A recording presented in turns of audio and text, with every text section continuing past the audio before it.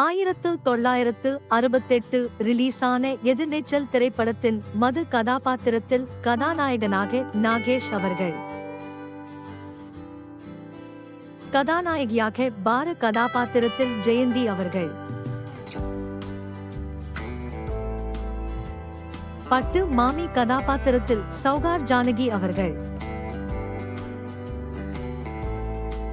கிட்டு மாமா கதாபாத்திரத்தில் ஸ்ரீகாந்த் அவர்கள்,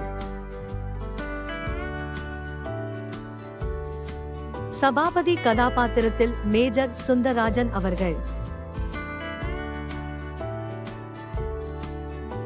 ரேணு கதாபாத்திரத்தில் மனோரமா அவர்கள்,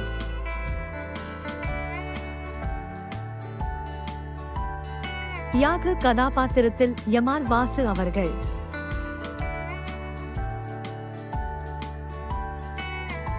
சீதா கதாபாத்திரத்தில் எஸ்.என். லட்சுமி அவர்கள்,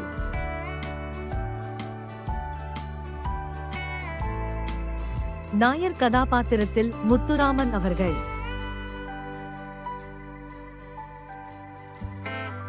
பாரு மாமா கதாபாத்திரத்தில் தேங்காய் சீனிவாசன் அவர்கள்.